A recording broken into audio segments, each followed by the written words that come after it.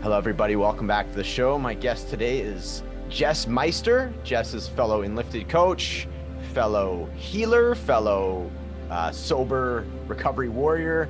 And my guest today, JESS, how are you? I'm good. How are you doing? I'm fantastic. I've been looking forward to this for quite a while. And, we would have had this interview earlier, and then you went on yet another adventure. So you just got back, a couple days ago, correct? A week today. Oh, a week today. So you've already been back a week. Wow. Okay. And you were in Costa Rica, correct? Mm-hmm. Oh my goodness, that looked fantastic. I very much enjoyed watching your living vicariously through your adventures. You had some just wonderful posts and stories and everything. Let's start there, and then we'll go back in time because we do have to talk about your 11-day Vipassana. Did I say it right? Yeah. Yes, nailed it. Okay, so lots to talk about. Let's start with your trip, though. Tell me about your trip. How was it? That's a loaded question, I'm sure, but we'll unpack it. I've been asked in the past 2 days what was a highlight of my trip, and I'm just like, there were so many shifts that happened. I lived in Costa Rica for 7 months at the end of 2021, beginning of 2022. So that place just has like a special place in my heart. I did a lot of healing there, did a lot of plant medicine when I lived there. So going back after being home for almost a year, it was just like this big reminder of all the work that I have done. All that inner healing, like dealing with my shadow, like figuring out why I don't think I'm worthy, and like how I've actually stepped into my power finally. Right. Yeah. So it's just like that big like click on the head of, like you came here to be this person, to like heal yourself so you can be that like inspiration for other people to also do that work. Yeah, wonderful. So did you get that vibe as soon as you landed and walked back out? Was it like, or was it sort of gradually over a few weeks? It was like this like unraveling and realization. What was the energetic experience like that for what you just verbalized? It was a process for sure, because I went there to go to Envision, which is like this huge festival in Costa Rica. It's this huge spiritual festival. So there's workshops, there's DJs, there's yoga, there's there was plays, there was all this different stuff. And being sober throughout the whole thing, obviously I was like, I'm not into the party scene, right? So like 9-10 o'clock every day, I'm like, I'm good. Like, I'm gonna go back to my hotel now. Didn't end up staying in the resort, in the festival space.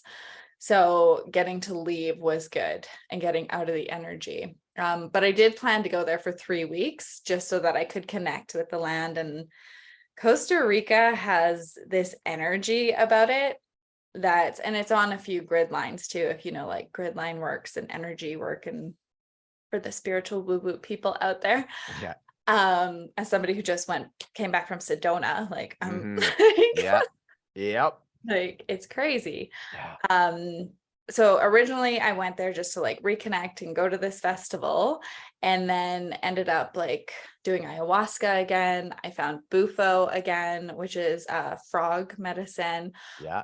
Which that was Thursday. So it's been like a week and a half since I did it.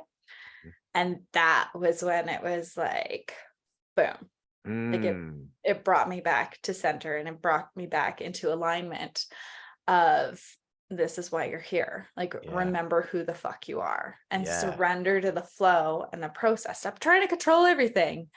Like we think that we're in control, we're not. Yeah. Right. Yeah. Isn't that, that's so important. It's such, to me, like control, and I know exactly what you mean, is, it's so like egoic, right? It's like this, and like you say, it's like such a small percentage of what, what we actually think that we're controlling is like minute compared to what we actually are in control of, right? Yeah. The ego is like, oh, I got this, and all that. So yeah, wonderfully put. Bufo, interesting. Okay. Cause that's like I haven't done ayahuasca yet. So I want to talk about both of them, but you mentioned the bufo, and let's get into that. So what was, a little bit about that. Was it, did you do a ceremony? Was it like the different, did you do like handshake into the full embrace and all that? Or was it just like one big dose? Yeah. Tell me a little bit about the bufo experience. How much do you know about bufo? So I did a 3-day, Oh, 5-MeO retreat in Vancouver. oh, cool. So yeah, a fair bit, and I've been microdosing it on and off since then. So Oh, that's cool. definitely, yeah. So I know that experience, my experiences. I Yeah. know that much about it. Yeah. Life changing. Yes.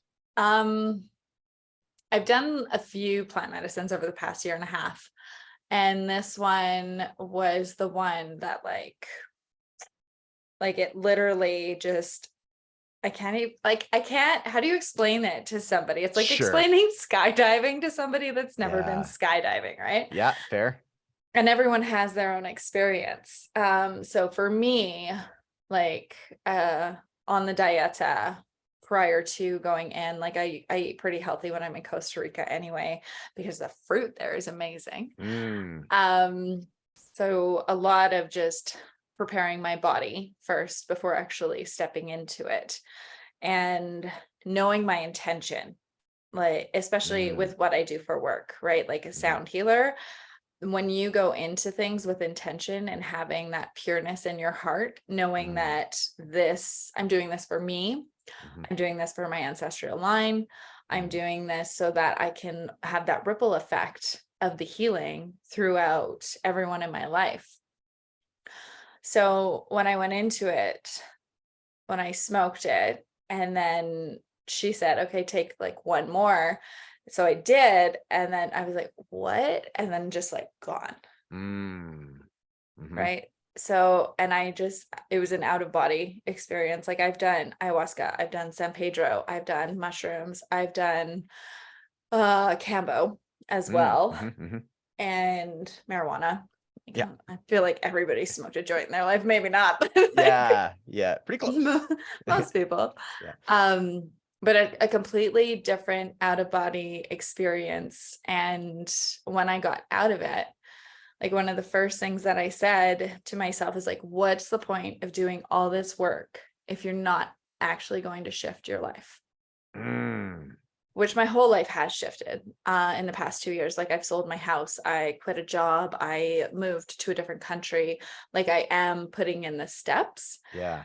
and there still was like that piece that was like holding me back of Mm, the insecurity and like mhm, I'm not good enough, I don't have the information, mm. which is a bullshit story. Like, thanks, Billy. You can Yeah. just, Yeah. we're putting duct tape on your mouth and like, we're Yeah. putting you in the trunk next time. That's You right. keep Not it even up, the back right? seat. You're in the trunk now. You're Yeah. in the trunk. We'll Yeah. give you water and a straw, but there's going to be duct tape Yeah. on your mouth. Yeah, exactly. Yeah, for sure. I love that. That's, yeah, Mhm. that's profound. I think that shows up for all, I guess it definitely still shows up for me, it's like, I feel in my heart that I'm, when I do, like when people say like deep down inside, or when I say deep down inside, and that, so I've always had that connection. So it's like, when something happens to me and I'm like, yeah, in my head, I'm telling me this story, but deep down inside, I know it's this. So I'm realizing that, from like when I was like a kid and I would say that, like, I still do that. And I'm realizing that there's some truth when I do that. So like a heart translation, I call it. Mm. But I still have, yeah, absolutely. Those limiting, yeah, the Billy story. So anybody that's not quite familiar with that, the idea is like your imposter syndrome or your self-doubter, give him a name, or him or her a name.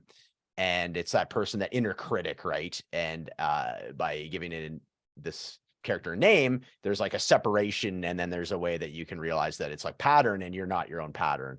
And it's fun too, right? Because you can Mhm. fun and challenging. I remember when I wrote mine up, I thought it was being super clever and on point, and be like, oh, I nailed this. And I went and read it to Darcy, my wife, and I started crying. And I was just like, oh, she's gonna think this is so funny. And I started reading it, and it was like, I was so hard on myself, right? So yeah, I'm curious, like with you, that's a profound thing to have heard in your inner dialogue, or whatever, however it showed up, as far as like, what's the point of doing all this work if you're not going to shift your life? Mhm. So, and I know with Bufo, things move like so quickly. Like you have Yeah. profound realizations each passing millisecond, basically, right? There's just like, holy, in 15 minutes, you've like, done like 3 years worth of like story work coaching. You know what I mean? Right. So yeah, well, how was that for you? Like, you obviously you took that back, and Yeah, I'm just curious, like how is that still showing up for you? Like it sounds like you're a bit of an affirmation or a mantra or like a challenge to yourself almost coming back. Like, is that true of me to assume that? Yeah, definitely. And like with ayahuasca is such a slow medicine, right? Like it's like a full night ceremony where things are coming up and all these memories and Bufo's just like you said, it's like, here you go. Okay, I'm gonna deal with all this right now in the next 20 Oh. minutes. Yeah. Right. Yeah. Um, yeah, it brought me, like I said, it brought me back to my center and like the Mm. confidence level that I have since being back. And I'm part of a goddess mind right now too. And everyone is like, I can see your energy shift in your posts right now. Like I Oh. can see how much confidence you have and how much more grounded you are right now, which is so true. Cause like I forgot a whole bunch of Mm. stuff, right? Like being Mm. home. Because put the Yeah. hero's journey, right? Like go do all the work in a different container. Then we're Yeah. going to put you back in that old container and like Yeah. see, Yeah. right? Which Yeah. I have grown like so much. Like I don't have the same friends. I don't have the same clothes. Like I don't have Yeah. the same habits, the same rituals. Like Yeah. everything in Yeah. my life has shifted and I forgot some of it. Yeah, interesting. So it's very important to you to go back at this stage and you got like instant perspective, or like you said, there was a bit of a process, of course, but you being there for 3 weeks was really able to, like you say, recalibrate yourself, reground yourself, and illuminate some of that stuff that you had forgotten that you had done, right? And Mhm. so forth. So yeah, it sounds like a powerful, is it safe to say you're going to be going back to Costa Rica every year or a couple of years to tap back into that? I would say sooner than that. And this feels like Yeah. deja vu. So I will Yeah. say Yeah, that's Uh, funny. yeah, I've already my friends are like, "When are you coming back?" I'm like, "As soon as I can." Oh, interesting. So it could be like once quarterly, like one every 3 months, every season, shall we say? Honestly, just Yeah. to like I said, the energy there. Yeah. And if like everyone I talk to that lives there, like they that are in this realm of Yeah. spirituality say the same thing. Like Really? there's especially in Samara, Yeah. don't ask me what's going on there. I was just I just got Yeah. off I just got off the phone with a friend and she's like, "Yeah, it's like a vortex there." Very cool. And Very Samara cool. Samara Okay. actually means protected by God. So, Wow. Okay. So it's right in the name.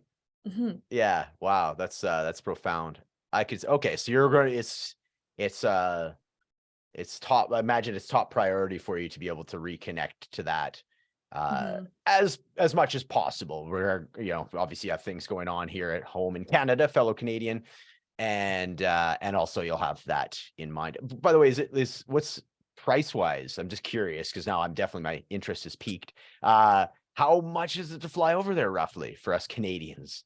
I have a WestJet credit card, so Beautiful, it cost beautiful, me like $200 to get there and back. crazy. Okay. Yeah. I It do dep have a points card as well, so I imagine I'd be able to supplement it in a certain similar way then. Okay. yeah, but it's like around like there aren't a lot of retreats in Costa Rica, so it would be around 1,200 Okay. round trip Round Canadian, trip. Yeah, okay. which And is then like 800 for our US friends. yeah, that's yeah, right, literally. And then time-wise, is there like forgive me for my ignorance, is it like a direct flight or do you have to go through Toronto? Is it like 20 hours or is it like Both, okay. both, yeah. Like Yeah. there's all options. It depends on what Okay. season too. There's high season, rainy season, so. Yeah, Mhm. cool. Very cool. Excellent. And how was the ayahuasca? So we got a little bit into the bufo and how profound that was. What did ayahuasca have for you this time? Mm. Yeah, this is the third time I sat with her. Mm, So my intention going into this one was like, I really want to find out why I feel like I'm not worthy of the payments that I know I'm worth, right? mhm. So the first night, like that was my intention going in. I need the answer because I honestly no clue. Yeah. And what she told me was I had a chipped tooth when I was like 9 until I was 19. I finally got it fixed and I had to pay for it myself, right? Oh. So my mom wouldn't get it fixed because she said it was too much money. And so like my whole like teenage years, childhood teenage years, I got made fun of. Ah, So it was like, Yeah. oh, Mm. that makes sense. And I can heal that. Like I Mm-hmm. have the tools now that I can 100% shift that story Mm-hmm. and change it to be like, no, I am worthy. And I currently have a broken tooth, like a different one in my mouth that I'm just like, oh, whatever. Like it's not hurting me. It's in the back. Nobody can see it. So it's like, pay to get your tooth fixed because Yeah. you're worthy of it. It's been broken for Yeah. a year. Like, get your tooth fixed. Yeah. Hey, that's I've cool. Yeah, I have toothpicks all over my house because like stuff gets stuck in it all the time. It's like you're Yeah. worthy. You Yeah. are Yeah. Yeah. worthy of getting your tooth fixed, and you're Right. worthy of getting paid the amount Yeah. that you are charging for coaching, sound baths, Yeah. ceremonies, all of it. Yeah. Cool. So you felt that coming out of it wasn't just a mindset thing. You can like feel that connection, the mind body connection. You're feeling that in confidence wise and just embodying it. Sounds Yeah. like, yeah, that's amazing. Yeah, I know what you're talking about with the food trap. I got like one in back here. It's not a broken tooth, but there's like a bit of a gap there. So I got literally have toothpicks like all over the place, like in my pockets Where? of my coats. I got one right here, just in case. So yeah, I hear you on that one. Yeah, very cool, very cool. So ayahuasca. So yeah, definitely. And then yeah, I like what you mentioned, because we are on the recovery podcast here. A Mm, couple of important tips for folks that are, going out and socializing again now that things have opened back up and going to festivals and such, especially in early sobriety. And you touched on two that jumped out at me. mhm, Protecting your energy in the way of leaving before things get to that. I think we all know as partiers or ex-partiers that threshold usually around 11:30. Things start to take on a whole different state of party, shall we say. So for mhm, you to be able to duck out and make a conscious intention and effort to leave at whatever it was 9:30 or 10 to protect your energy, still mhm. go there, make an appearance, make some connections, and then go back and make sure that you're reconnecting with yourself. That was a great one. And then as well as just being in the environment. So making sure that you're away from that area. It sounded like there's a buffer zone almost that you gave yourself. So again, Mhm. being very protective of your energy within that environment as well. So Mhm. safe to say, do you agree with that as far as like tips for former partiers if they are to partake in something like this? Yeah. And that was Yeah. my first festival too. Wow. Very, Like, first yeah. festival, and I'm like, I'm out. I'm tired. Yeah. Good for you though. 9:30. I'm turned into a pumpkin after 9 o'clock. Yeah, So I gotta exactly, go. right? Exactly. So did you have, I guess, few questions that come up for that. Was there anybody that would give you pushback? Because I think that's one of those like early sobriety things. Oh, people are gonna think I'm a nerd or whatever. And like no, right? At the end of No, the day, nobody's judging you for that. no. The friend that I went with is also sober. She's been sober for 3 years. So Very it cool. ended up, yeah. So we both were on like in alignment with that of like, no, once everybody starts doing their thing, like I'm good to leave. So Very cool.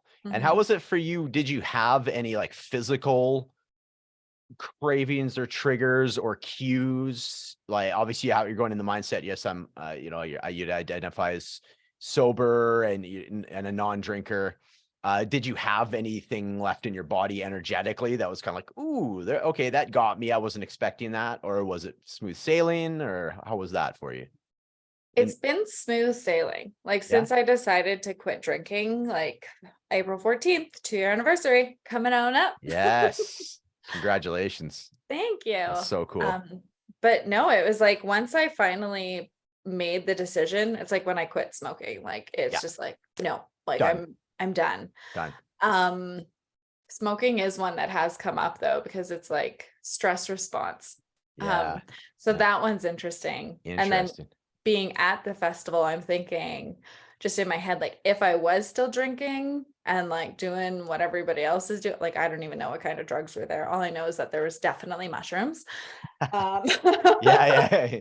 Yeah, you can pick up on that vibe, right? Yeah. yeah. Yeah.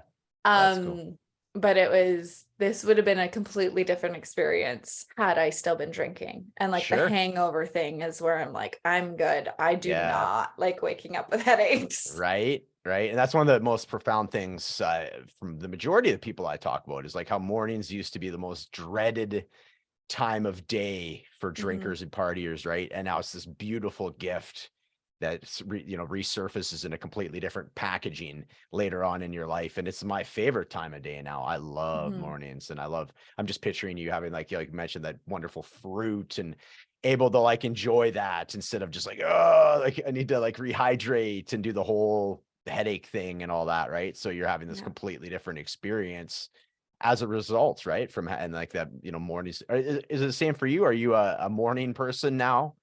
Now that you're, I always was. were you? Okay. Yeah. But Yeah. then now I actually enjoy my mornings every Yeah. day Yeah. versus like, Intermittently. Yes. mhm, So, mhm. and we have a pretty close to, and I imagine this came up in a conversation at some point that we had, but a very similar sober birthday. So mine's my 4 year is on April 8th. So we'll have Mhm. sometime in that week, we should do like an Instagram live or something. Yeah, That'd be I like rad. that. Yeah, Yeah. let's do that. Let's do that and celebrate both our sober birthdays. Hell yeah. That's Yeah, super because cool. I don't even really talk about my sobriety on my Instagram. And I'm like, I Yeah. should, Yeah, because let's do it. yeah, it was the Yeah. bowls that had originally like Yeah, I remember you lit saying that. yeah, literally 10 days after buying my Yeah. bowls, it was like, yeah, I'm not gonna drink You anymore. know Like, what? I don't, yeah, isn't that awesome? That's such a cool what? story. Well, let's the perfect time to bring this up, right? It's so yeah, you are a sound healer. You've got the sound bowls and all that. What is like, yeah, what's the origin story? Like what drew you to that? Were you part of a sound bath and you're like, I've seen my future? Like what was the origin story behind you getting those sound bowls? And then man, 10 days after having them, that release that you're able to have of like a toxic relationship with alcohol, and just drop it and never come back to it. That's pretty crazy. So yeah, let's talk about your sound bowls and sound healing journey.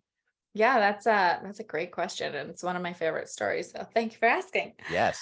So 2019, I went through a really bad depression where I had sleeping pills that I was taking, and I knew that if I drank a bottle of wine and I took the rest of these sleeping pills, I wasn't going to wake up.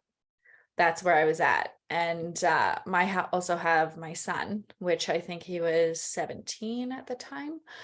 So it was like I could never do that to him. So that's what like kept me going. And then going through my Instagram, the one day, the algorithm of what Instagram does, I got introduced to a woman that was showing this store that had all these beautiful bowls in them. And I was just like, what is that? I have no idea what that is, but I know I need to figure it out. So I'm like looking up like, what's a sound bath? And like, oh, it's a meditation. Around that time, 2018, 2017, I started meditating. So I was like, oh, it's a meditation, but then there's all like these vibration things. So the end September 2019 was when I went to my very first sound bath, and I felt like instant shifts within my body. And this is why I'm like adamant about the bowls, because I know the very first time I went, something changed. Mm. And then I started going every Friday night. So my Friday nights at the bar turned into like, no, I'm going to a sound bath and then I'm going to go sit by a river after. Yeah. And my friends are like, what are you doing? And I was like, Yeah. I'm doing me. Like, come to the pub tonight. Like, sorry, I'm going to a sound bath. So it was like the drinking was slowly leaving my life anyway. And I like, when you start listening to the universe, you get directed into where you're supposed to go. Not supposed to, but Yeah. you get guided. Yeah. Yeah. And then 2020, when everything went crazy, I had hired someone for a sound bath. And when she was sitting there playing, I could never do that. Mm. Instantly, I get the download of that's why you have to. Ooh. And I was like, what? And that was like the end of, it was an illegal sound bath. Yeah. So that was the end of March of 2021. Mm. And then I got my bowls within the next few days, because like things Wow. were kind of opening up at that point. And then I had them and I was just like, this is going to be my life. And Mm. within 10 days after buying them, it was, okay, you're going to quit drinking. A month after that, I started doing cold dips in the river. Mm, Like all this stuff started shifting in my life. And I was like, what is going on? And keeping up with it as best as I could. Because it was life-changing. mm. Yeah. Yeah, that's amazing. And so the sound bowls, did you go right? Because there's obviously, like with any instrument or any, piece of equipment or whatever it may be, there's like entry level pricing. And from what I gather, like you just plunged right into like pretty advanced and, um, some people would view costly an investment. You put an investment into these sound bowls right off the bat, or did you start with just okay, I'll practice on these guys and then I'll upgrade as I go, like many people would do with instruments? How was that for you? Yeah. So currently I have 9 bowls. I started with 4 and I got really lucky with my first 4. Oh, Yeah, like cool. it's a great, they're my see-through bowls. I don't know Yeah. if they're like posted somewhere, but Yeah. those were only $1,100, which is like only $1,100. Yeah. Right. Yeah, Like, but for 4 alchemy bowls, it's actually an amazing price. it is. So Okay. for me to like hop right in with 4 bowls off the bat Yeah. if that doesn't happen for everyone, which is, Sure. just another sign from the universe of like, Yeah, you're supposed to be doing this, go this way. definitely. And then over time, like I sold my house. So I got to get more bowls when I went to Costa Rica. I bought 2 bowls while I was down there. And then they've also shifted and changed over time because I also had a practitioner, which is the ones with the handle. Mm, And that one's no longer a part of my set because it doesn't sound good with them anymore. gotcha. Yeah. Yeah. So it is like Interesting. it's finding the tones and it's finding the Yeah. notes and does the vibration go with the sound? Yeah. Yeah, very Yeah. cool. Very cool. So those initial 4, because I remember you, this will be a bit regional for anybody who's like in Canada. Anybody else is gonna be like, okay, can you talk about something else? But like you had those first 4. Are those the ones that you got in? Is it Cochrane? Hmm. Okay, wicked. Okay. Cochrane, Hmm. by the way, anybody that's like tuning out at this point, it's just on the doorstep of the Canadian Rockies. So it's very Hmm. close to like Banff, if anybody's heard Banff, Alberta, which is close to Calgary. So anybody, the American listeners, it's actually a very cool little town, isn't it? It's such a unique it's tucked away, but like just the way that it's situated sort of on that doorstep of the mountains there. It's just a beautiful little spot, isn't it? Yeah, it's like 45 minutes from Canmore. Yeah, right. Yeah. I'm like, why did I choose Okotoks? I hear I have not yet been to Okotoks. I heard it's quite a little spot though too. It is, it's very Yeah. cute. And Is like that? the mountains are literally like when Yeah. I drive here, I'm just like, oh my God. Like Yeah. I get to call this home. Right. Yeah. Isn't that cool? And then so I'm up in Edmonton, which is about 3 hours north, three and a half hours north of you. And by the time you get up to like northern Alberta, like we lose track of where the mountains are, where like you Mhm. guys definitely have that Rocky Mountain view, which is a beautiful spot, a lot more hills and such. Do Mhm. you get to talking Alberta here, but do you get to get out to like the Badlands much? Have you been to like, because I'm just picturing, especially me coming back from Sedona, like as you mentioned, I'm just picturing like some of the, the hoodoos and such. That would be such a rad place to do like a sound, like an outdoor sound bath. Have you done much exploring over there? Not yet, because I moved to a different country shortly Yeah, after I yeah, got my yeah. bowls, right? It's Hey, like now fair I'm enough. out. Fair enough. Yeah, yeah. And then last summer was like settling in and like finding what I was gonna do. Was I leaving again? Was I staying? So this summer, that is a great idea. Right? And I do want to get more in nature because like when you're actually attached to Mother Gaia and then like Father Sky is shining down on you and then the Yeah. vibration of the bowls, like it Yeah. is, I've done it on a Oh, beach, yeah. but I haven't done it in the mountains Well, and yet. yet, exactly. The yet is the key word. You did something, remind me of the story. You told me about it one of our other conversations where you got stuck in like on the highway, like in a traffic jam type situation. And you're like something again, that download or that like nudge from the universe is like, go set up in like an impromptu sound bath, essentially. Right. And you did this, correct? I did. Yeah. Where was that? Where was that? I was on my way to Yuki, Yeah. or Tofino. and then ended up in Yes. Yuki was what happened. Okay, yeah. Which is not called what is it? Euclid? Usulit or I no, don't even know. yeah, Everyone calls it Yuki that lives there. yeah, So Yuki. We'll go with Yuki. Yeah. Yeah. okay. Yeah. But I I was living in my van at this point Yes. and was traveling to because it's like go to Tofino before you leave. Like I was like, I just want to get off this island. Yeah. Because then I was leaving to go to Costa Rica right away. But it was like a very direct message, like go to Tofino. Okay, Cool. fine. So they're doing, I feel like they're still doing it because this is like 2 years ago now, but I feel like they're plowing through the mountain to like Mm, make roads, right? And I feel gotcha. like it's just a really long project. And my aunt and uncle told me before I even started going up there, they're like, you got to be careful because at like said time, the road closes for 4 hours. And I was like, oh yeah, like whatever, I'll be fine. If I didn't stop at Sobeys that day to get Yeah. water, Yeah. I would have made it through. That close. Literally like 6 minutes after it closed. Like I was the first Oh, one at that road no. close sign. Wow. And then I'm like, well, if I'm like, I have my house, I have everything I need. I have a bathroom, my clothes are here. Like, I need nothing. Right. So I was like, Right. whatever. It's like, I wonder if I could do a sound bath, like while we're waiting for 4 hours. And then I'm standing outside my van and these people come and they're chatting with me. And like, I'm covered in like all of the like geometry of spirituality. Right. Yeah. So they're like, oh, what do you do? And I was like, oh, I'm a sound healer. So they're like, oh, you have your bowls? And I was like, I do. Like, would you guys want to do a sound bath? So I take my bowls and I literally put them in front of this road closed sign and I just start playing them. And I'm right beside the bathroom too. So like Mm. everybody who's coming to go to the bathroom, like they're stopping and they're listening. And I was like, wow, what a blessing to be Yeah. able to like share this gift with Yeah. everyone that's here.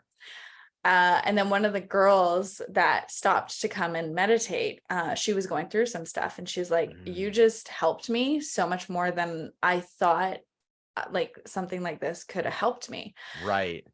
And just so randomly, right? And then we ended up hanging out together like the whole weekend that I was down there. Wow. And went on like this whole big adventure thanks to running into her. Yeah. Right. Right. And I'm Isn't like, that so cool? there are no mistakes. Yeah, that's And, right. That's right. mhm, I'm picturing myself like when I get into situations like that, I tend to close off a little bit. mm. And even if the opportunity is there, I would have, got a little more coy or shy or whatnot. So it's cool that you're able to do that, like, or, it's, I've been used to playing in bands. So if I had like one of my members of my bands, we would have done it. But I have a hard time just like doing open mics by myself for whatever reason. Mm. Well, actually, I know the reason, but so yeah, it's interesting that. Do you think that an older version of you, like a past version of you, would have been able to do that, or was that very much like a new, like the new Jess that's doing this work? Like, did you have any of that like self-doubt going into that, or you're like, hey, let's do this? It's always very nerve-wracking. Is it okay? Always, Yeah. always. Even I just did, I collaborated with somebody doing breath work this past Saturday, Okay. and it's a room full of 30 people. Yeah. And I like while I'm speaking about the bowls, I'm like shaking. Okay, so And you're still getting, yeah, you still get it. Yeah. I've been doing this for 2 years and I'm still Yeah. like, oh Right. my God. Yeah. Because it is such a powerful gift and like the energy of the person that's facilitating is very important. Right. And what I have heard over and over and over again from different healers and even coaches is like, you're nervous because you care. Mm-hmm. And if you didn't care, then it'd just be like, Maybe. whatever. Yeah. No. Whatever. Yeah. Right. Totally. Yeah. Right. So, and like, Yeah. whenever I get that feeling, it's like, do it anyway. Yeah. Step over the fear because that's what's gonna, like, when you start doing that one step at a time, Yeah. like jumping over the hurdles, it Yeah. gets easier and easier. Yeah. Still nerve-wracking, but it's, Definitely. yeah. My camera's doing some weird stuff here. Yeah. That's Like, okay. and he's gone. Yeah. Yeah, let's put this back in here. Yeah, I want to talk a little bit about a little bit further back into your like your origin story, you know, because Oh. like you did, and I get a lot of this on here, and it's a fairly common theme that I like to talk about, you know, the whole betting on yourself, right? So you Mhm. had what was, you know, you could have been perceived on paper as like the it job, like you got a career, like you mentioned you have a son, you had a house, right? And Mhm. at some point, something uh, you know, pulled at you or guided you, as you mentioned, to we gotta change some stuff. So, and you alluded to it very early in the interview about the depression. So I'm just kind of Mhm. curious how comfortable you are explaining that whole part of your story. Yeah, I don't get to share this a lot, so this Yeah, is great. perfect. Um, and I should share it more because it is like it's how I've gotten to where I am. I was in a corporate job for 12 years, oil and gas, downtown Calgary, the successful job. Right. Like, the benefits and like you have stock options and you have RSPs and like you're successful because you have this job. And it's like, am I though? Because I'm not fucking happy. Mm-hmm. So the end of or like getting around the 12-year mark was when like even going through all of the market crashes that were going on, like 2008 was a really Yeah. bad one. And then Yeah. 2014, we went through another one, right? Mhm. So like there was days I went into work and I was twiddling my thumbs because we had nothing to do. And I Wow. was like, I'm gonna lose my job. Like, I don't know what's gonna Mm. happen, but I'm gonna lose my job. And I ended up staying until I finally was like, I don't want to be here anymore. And the reason that I quit was because I was crying every single day for like 3 months straight on my way into work. Ah. So anybody who knows Calgary, like the train hits the Third Street platform and there are like tears running down my face. And I'm like, I can't do this anymore. Mhm, And one of the engineers, because I was like the social butterfly too, right? Like I would go mhm. into people's offices and like say good morning. And like I got in trouble a lot too. I was like, because Yeah. I'm not supposed to be in an office. Yeah. But one of the engineers that I kind of talked to, he came into my office and he was like, are you okay? I was like, oh, no. Somebody noticed. Yeah. And for him to like of all people, because he was really introverted and like stayed by it to himself, right? Like Mm, typical engineer, like put him in a box personality. yeah. Not all of them are like that, but this guy was. Right. And when he came, I just started crying. Mm, And I was like, I'm not okay. And even before I left, I went into his office and I was like, honestly, like you coming to me that day was when I knew I had to do something. ah. And Mhm, it was, I have to leave because I know something bigger is calling. And originally, I was going to become a personal trainer because I was teaching fitness classes at the time as well. And I was like, I want to help people like get more confident and lose weight. And, like I know how much this has helped me. And then when I finally did get down that path after leaving the corporate job, it was 2020, February Ah, of yes. 2020. And like Yeah. I was a manager of a spin studio, I was personal training, like I like making the income that I like left my job 3 years ago to do. And Mm, then it was like gone gone. in a second. Mm, And I was yeah. like, what the fuck? But I'd already found sound baths at this point, right? Right. So again, like the universe just like it's just how it ebbs and flows. Hmm. And when you finally figure it out, for those who want to figure it out, not everybody wants to figure it out, and that's okay. Right. Um, but listening and actually doing the things and finding the people and gaining the tools and joining the coaching communities and getting all of this knowledge. And I keep it's not a joke, it's true. I keep saying lately, the more I learn, the more I know, like I realize I don't know anything. I Hmm. do know a lot, yes. Yeah. And at the same time, there's so much out there. Like, do we even have enough time to learn all of the things that we Right. can learn here? Yeah. Like, Totally true. And that's a freeing feeling, right? I think like to your point, the people that don't want to have that path are the people that are like resistant to learning more, or they want to do again a control thing, right? mhm, Whereas it's like it's nerve wracking for them to realize or try to wrap their heads around the fact that they really don't know that much, you know, so it's very, it's a death to that side of the ego. That's like, well, actually, if I'm quite intellectual and blah, blah, blah. Right. So like Yeah. those people have a harder time than with like, you know, people like yourself, as you're mentioning, whereas I believe that it's freeing for me. It's like relieving to know, you know what I Mhm. mean? That I don't know a lot. And it's like, and I can remain curious and open, and I can Mhm. release that sense of need of control. So that's like, there's two different ways you can approach that whole, I don't know anything, right? Like you Yeah. can panic and start trying to like argue it and resist it, or you could just go, hey, that's actually quite a relief to know that, isn't it? Mhm. And Yeah. it's also hard to see where you're being, like for me to see where I'm being guided, because I'm like, are you sure? Are you sure this is Of what I'm seeing? course. But it's that story in the back of your Yeah. head that you've Yep. heard, like it started in your childhood. It Yeah. always does. Of Yes. like, are you doing this properly? Sit Yeah. still, be quiet. Like, you know, Yeah. you're too much. Too And much. right. Yes. Yeah, So like, exactly.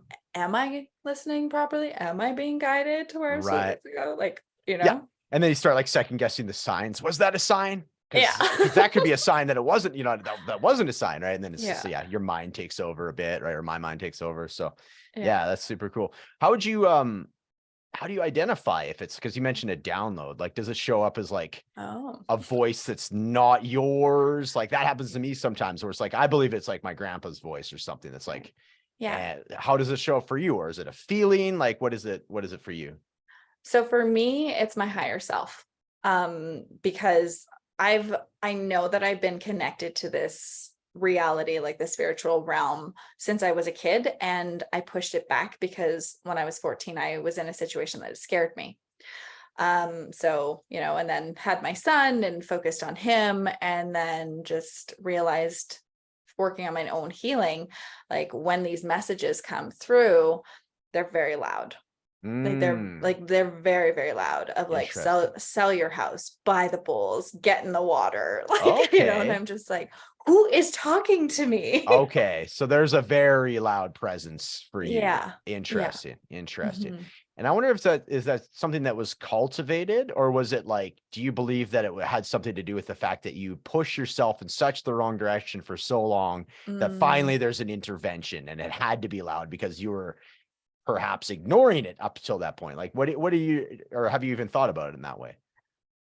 That's a really good, like, I love that you're pointing this out, because there are people, like from what I've read with like Joe Dispenza's stuff and Louise Hay, and that when people don't listen to the messages, they end up getting sick, Yeah. right? Like, Yeah. and you've heard of people like they work their whole lives and then they retire, and like within a few months, few Yeah. years, they're gone, right? Yep. Yep. So to me, that's not listening to that internal dialogue that's telling you to like get the fuck out. Yeah, Right? totally. Yeah, isn't that interesting? Yeah, it's funny you Yeah. mentioned I'm listening to one of the Dr. Joe books right now, like Mm. Breaking the Habit of Yourself. Oh yeah, that one's good. It's amazing. Yeah, so I'm about not quite halfway through. Yeah, it's amazing stuff. Yeah, great. I Hmm. love how he marries like spiritual, and I love how this is a theme, a recurring theme in the world right now.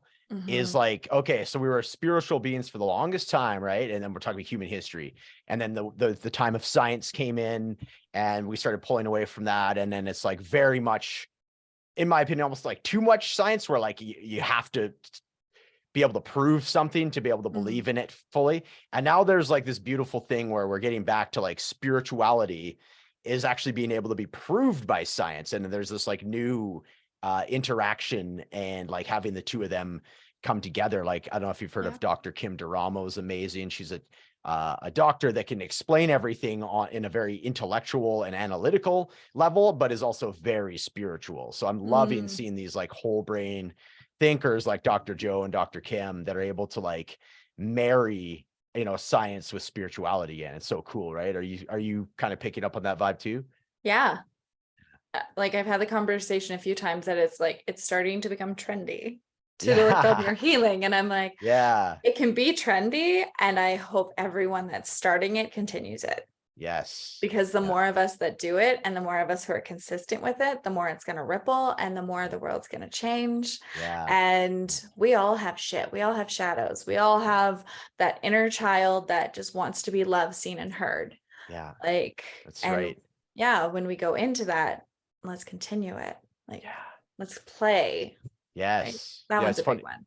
Yeah, absolutely. It's funny you mentioned, so the event that I went to in Sedona, it was literally that theme. It was about the event was to help, all proceeds went to the child trafficking, like Operation Mm, Underground Railroad.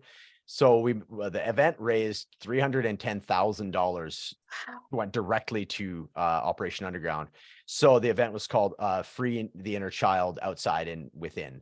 So Mm, us in the group did like inner child healing things, and then we were literally also helping the world in a most literal sense, freeing children as well. So mm, it was yeah, profound. And yeah, getting into that, the freeing of the inner child and just doing the work and all that. We were talking about one of the topics. I think it's Dr. David Hawkins, and mhm, he mentions he has like a frequency scale that every emotion has like a certain numerical number. So like courage is 200, acceptance is 300, yada yada.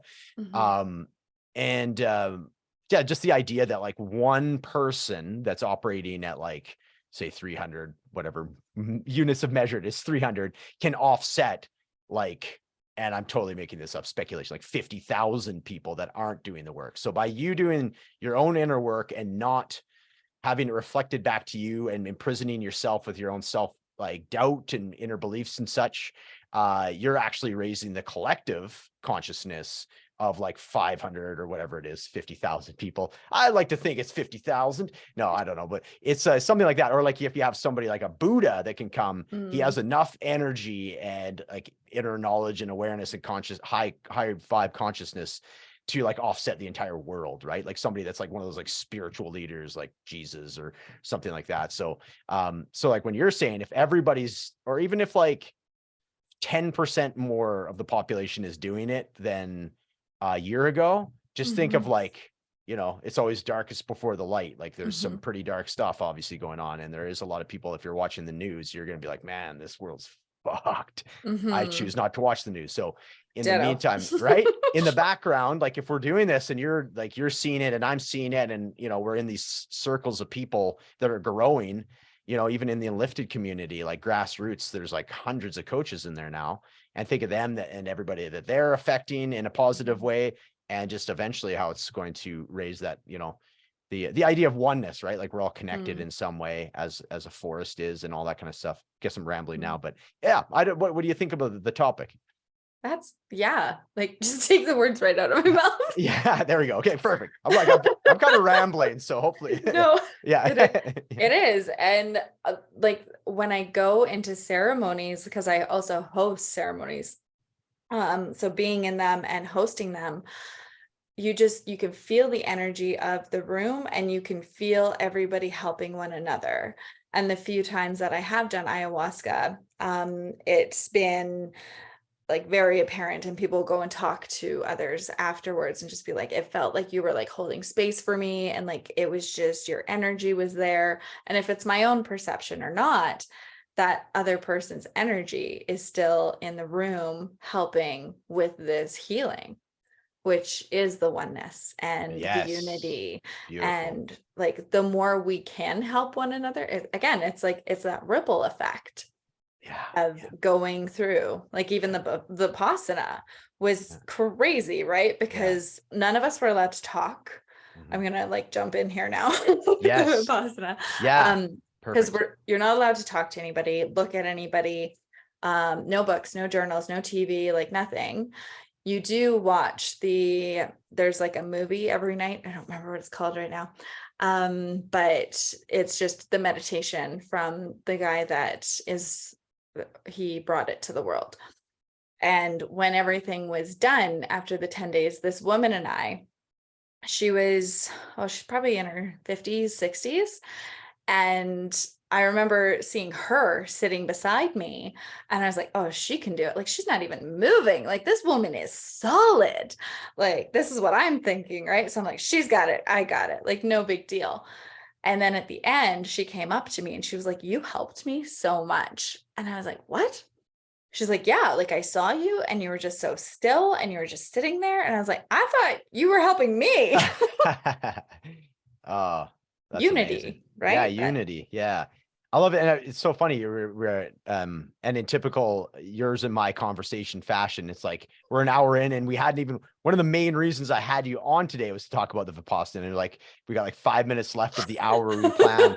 So I'm glad you brought it up because I'm like, okay, this is where we'd, the final topic, so to speak, for today anyways. So yeah, anybody that's is curious, and I mean, you more or less said what it is. It's like an 11-day silent meditation retreat.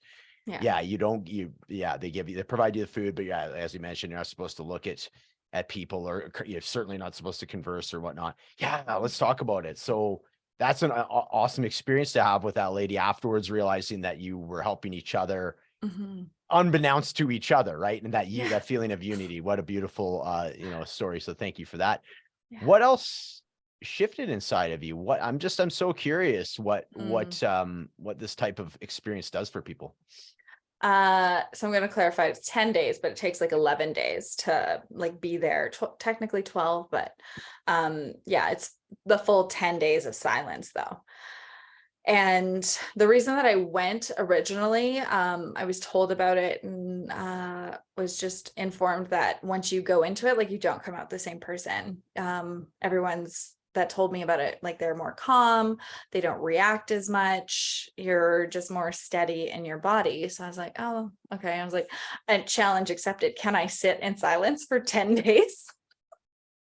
Yes. And I was like, I've done every other thing that I've put in front of myself. So let's go see. And the first 3 days were really hard. Were they? Yeah. Well, they were still masking, which was part of the reason. Yeah. Oh. So it's the breath, and the first 3 days you're focusing on your prana and just like that area between your nose. And so breathing in the mask, I was just like, oh my God. Yeah. But then day 3, everyone tested again. They took the masks away.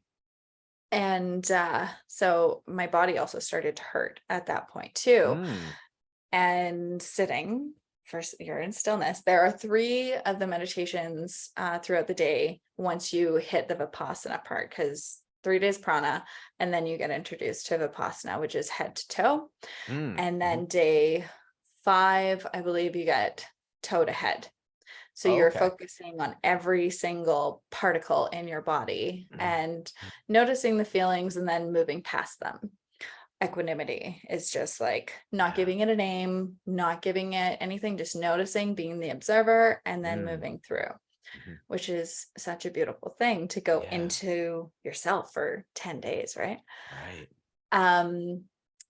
Hardest thing would have been the sitting. For sure. Because like not talking, I was like, I'm good. Not having my phone, like I'm good. Sure. Right. Yeah. But sitting for the 10 hours a day. And my body was actually like, it hurt for the first little bit. And then it was like, it was okay. Which was interesting. So you're not allowed to like actually stand up and stretch for that 10 hours? Like you literally have to be like, this is just how you do it. You got to be sitting the whole time. You can't lay down. Well, there are points in the day that you can go back to your room. Oh, okay. I wrote it all down. It was in January and a lot has happened since then. So. Yeah, you got that right. It's written down somewhere. I have a podcast about it. Oh, very cool. Very cool. Yes.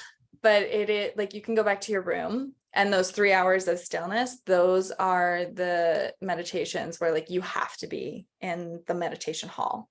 Oh, okay. Yeah. And like as still as you can. Like if people move, like there was people that were like getting up and down from their chairs. And, okay. Okay. Yeah. Like, so that's but if you can sit. Yes. Yeah. And it's recommended. So is it the idea like if you stay still, you're gonna get more out of it, or you're not gonna break that like connection that you have going on? Like you're not gonna break the meditation? Is that the idea? Yeah, and like to actually center in with yourself, to just be in stillness. When's the last time you were in stillness? Yeah, I'd say a little bit over Sedona for sure. But when my version of stillness, like I did it this morning. I would have a hard time saying it was not proper stillness as judging myself, but there was definitely some like movement, some shiftiness. My brain was going nuts. It was still good for me. But stillness, I had elements of it in Sedona for sure. And before that, yeah, fairly intermittent, few and far between, you know, Yeah. of full on like what you're describing. Yeah, for sure. Mhm. So let alone 10 straight days of it. Mhm. Yeah, it's And powerful. with the point of Vipassana, because you have no distractions, right? Like even your meals are cooked for you, like you have nothing to worry about. Yeah, right. So you Right. literally get to empty your mind.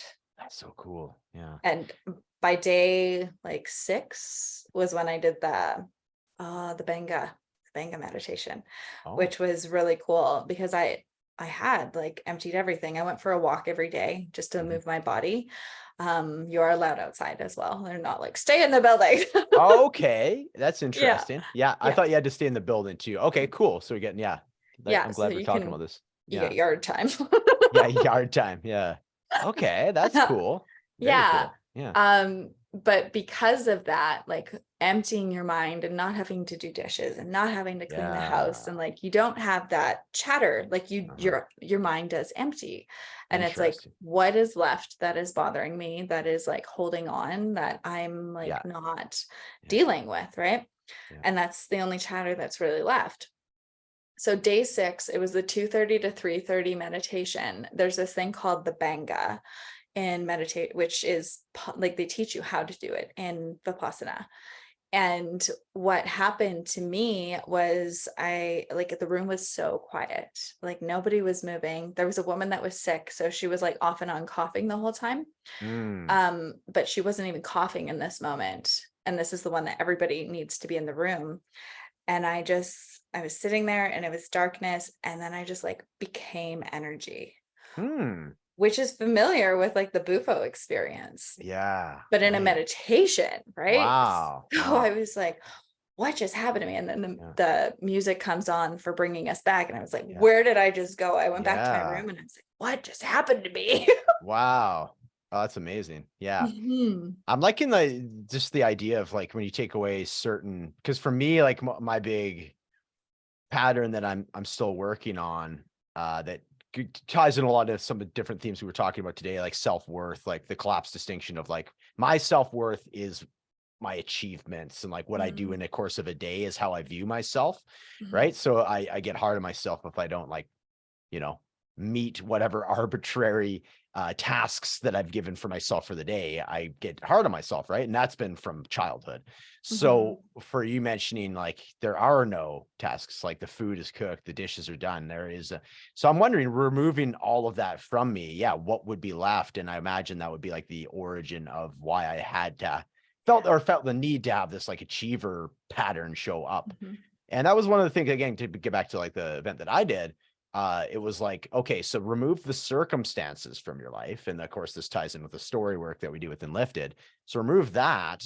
And then whatever you're left with, that is where the work is, because there's an emotion there. And so I'm thinking that's very much tying in with what you mentioned, because Yeah. when you're emptying your mind, and it's like, you know, the body what's the saying? The body remembers what the mind forgets. So then Mm. that's what's left. There's like this whatever Mhm. feeling or this like nerves or whatever it may be that you can then just get curious about. And then there's nothing triggering that. It's just staring you right in the face, so to speak, or feeling, you're just feeling into it. Right. So yeah, Mhm. interesting stuff. What did you find that you had that what you were holding on to?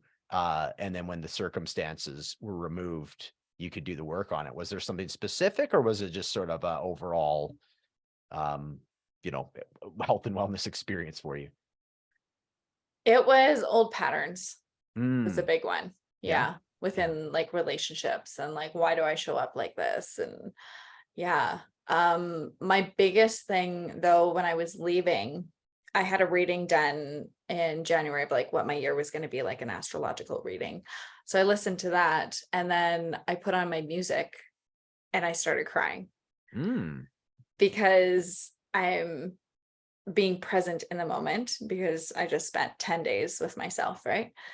And knowing my music is different, my car is different. Oh. Like I have done so much work on myself and being able to sit there for 10 days in like pain and silence and stepping into myself to fully truly learn about myself and love myself and understand myself Mm.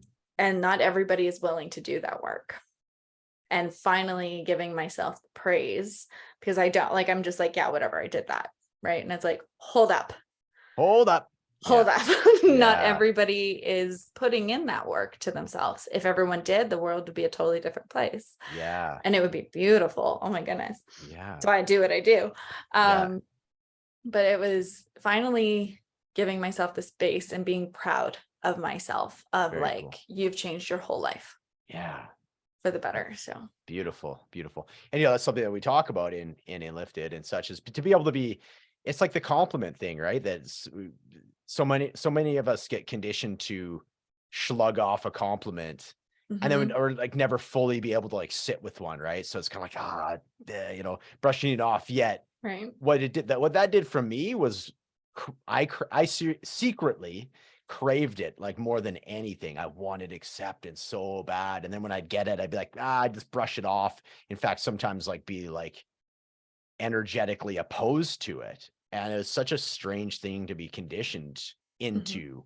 So I'm glad that you're able to do that at the end of that and just like actually sit there without, I mean, obviously I'm sure there was I'm going to sneeze here. One sec. Okay. It's gone. Look up at the lights. That didn't work either. Okay. Yeah,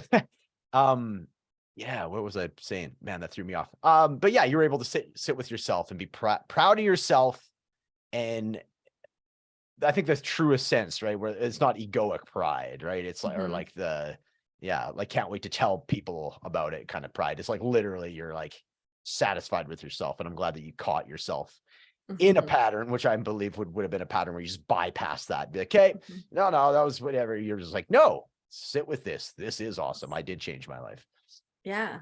And like you're saying with the compliments, it's like when someone says something bad, though, you remember that, right? Yeah. Oh yeah. And you like, course.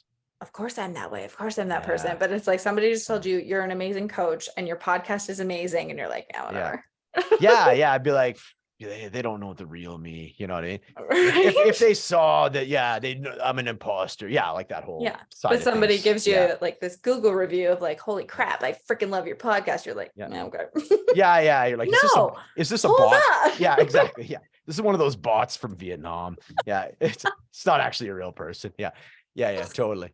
It's so funny how that shows up, right? Yeah, it's cool. That's definitely like an unlearning and then relearning thing for me. I think for a lot of people, is like and then it shows up in other ways too, like the false sense of humility where you can tell the humble brag and like all that kind of stuff is like a byproduct of just not being able to hear and sit with a compliment to begin with, or be able to like see that in yourself, right? Is how I believe it to be. Yeah. Awesome.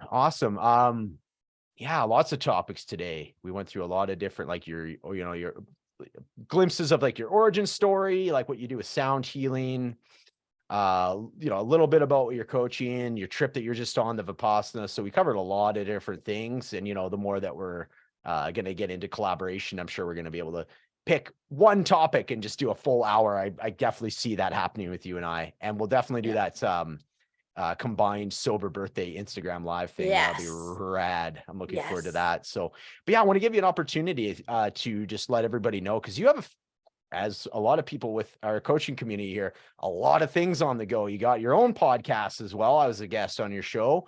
I really love what you're doing there. So just, I want to give you an opportunity to let anybody know what's the easiest way to get a hold of you, and what are some of the, the links that you have as far as where people can find you. Amazing. Thank you. So my podcast is The Magic in Daily Endurance, because I believe that when you have that morning ritual, even if it's just a 10-minute meditation, if you put that 10-minute intention in every day, your whole day will shift. So that's what I talk about, and magic, of course. And then I am JESS _ Mindful Body Experience on Instagram. And then my website is the Mindful Body Experience. If you're looking for coaching, sound baths, I'm going to dive more into the yoga this year. And I am also looking at working with psilocybin. Very So cool. there's big things coming up this Big year. things coming up. The Yeah. psilocybin, I would imagine, is so you're like like a microdosing type coaching, or are you doing like full immersion? Like you can be Oh, you can facilitate this all. whole download came through Yeah. in Costa Rica. I'm like, I am Oh, on it. okay. So more to come on that. Very cool. Yeah. I love it. I love it. So Jess, thank you so much for coming on the show today. Always a pleasure talking with you. And yeah, I think I'm safe to say we're going to be doing more than just this one conversation for the year. We'll definitely have some repeat performances here for sure. Yeah. Thanks for having me. Thank you.